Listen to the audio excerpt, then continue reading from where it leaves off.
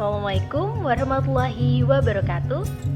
Perkenalkan, nama saya Adelia Salma Indonesia dengan NIM 1521117131113. Saya salah satu mahasiswa dari D3 K3 Universitas Airlangga angkatan 2021. Di sini saya akan menjelaskan tentang identifikasi hazard serta pengendaliannya. Nah, hazard sendiri tidak selalu kita jumpai pada lingkungan industrial ataupun lingkungan proyek. Hazard ada di mana-mana. Dalam kehidupan kita sehari-hari, dalam lingkungan sekitar.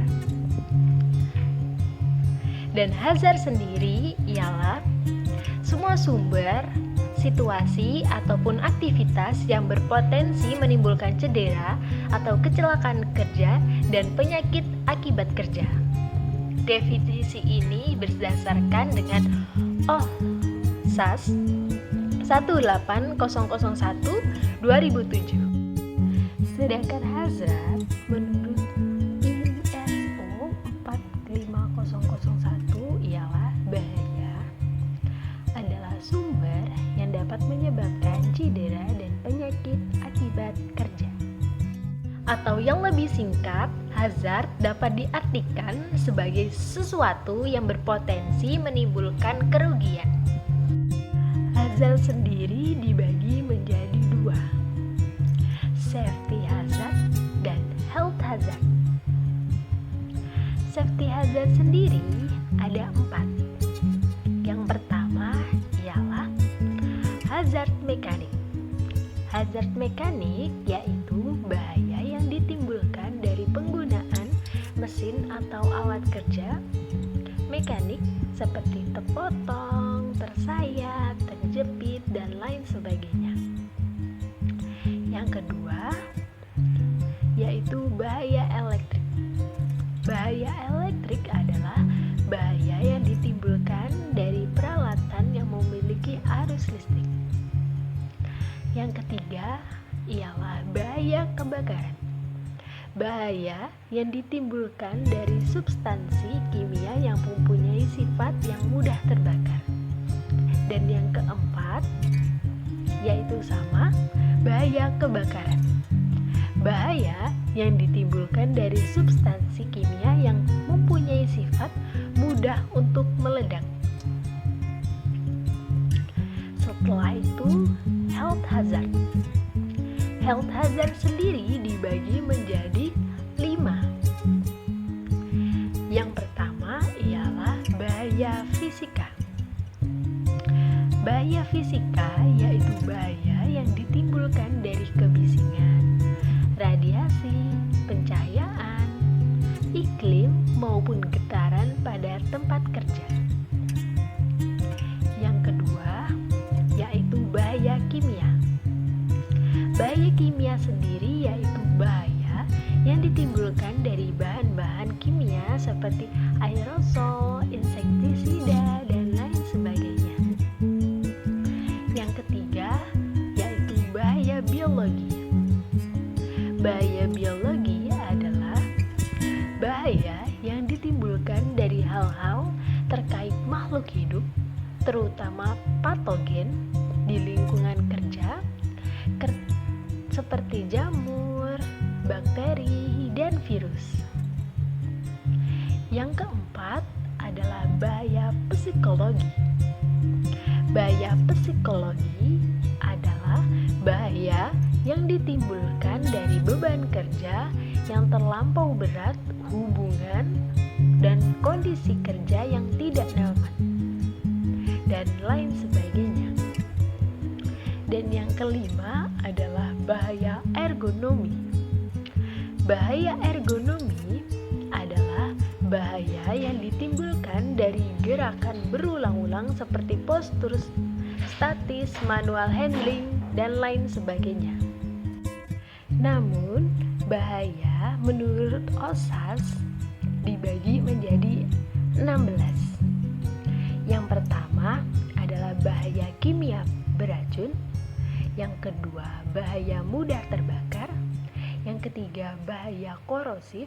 Yang keempat, bahaya listrik statis. Yang kelima, bahaya mudah meledak akibat reaksi kimia maupun tekanan yang berlebihan. Yang keenam, bahaya sengatan listrik. Yang ketujuh, bahaya terbakar akibat listrik. Yang kedelapan, bahaya ergonomi berupa cedera dan kesalahan pada manusia itu sendiri. Yang kesembilan adalah bahaya kebisingan.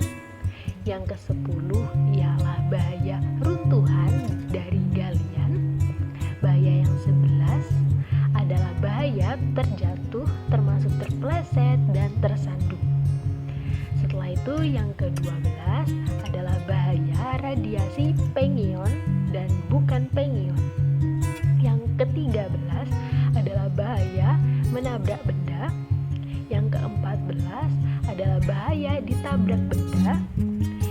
Ke-15 adalah bahaya cuaca seperti salju, hujan, angin, dan es. Dan yang terakhir, yang ke-16 adalah bahaya kekerasan di tempat kerja. Sedangkan risks ialah peluang tinggi rendahnya ataupun sedang atau kemungkinan seseorang terkena bahaya sehingga terjadinya kecelakaan akibat hal tersebut pada periode tertentu. Selanjutnya, aktivitas ketiga yang saya amati ialah aktivitas mendorong troli pasir untuk mengangkut pasir. Berikut gambar untuk penjelasannya.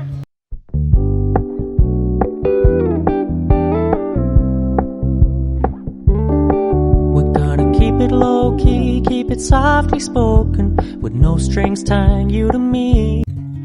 Dari aktivitas tersebut terdapat hazard yang beresiko untuk para pekerja. Hazard yang pertama ialah hazard mekanik. Besi ujung pada bagian penyangga troli beresiko pada bagian bawah penyangga troli pasir terdapat besi sehingga saat pekerja terburu-buru dapat terjepit. Dari resiko tersebut dapat dikendalikan sebagai berikut. Yang pertama, eliminasi.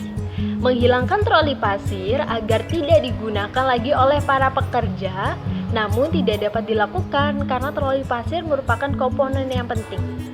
Yang kedua ialah substitusi, mengganti troli pasir dengan bagian penyangga yang lebih lebar.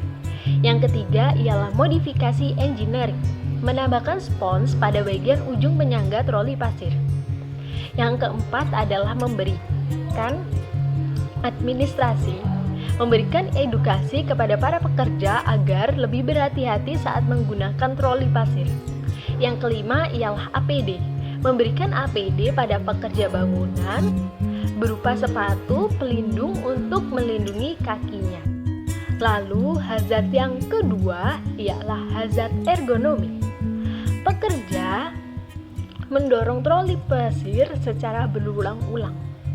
Dari hazard tersebut beresiko pekerja akan mengalami CTS pada lengannya karena mendorong troli yang berat secara berulang-ulang.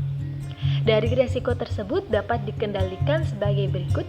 Yang pertama ialah eliminasi, menghilangkan troli pasir agar tidak digunakan lagi oleh para pekerja bangunan, namun tidak dapat dilakukan karena troli merupakan komponen yang penting untuk pekerja.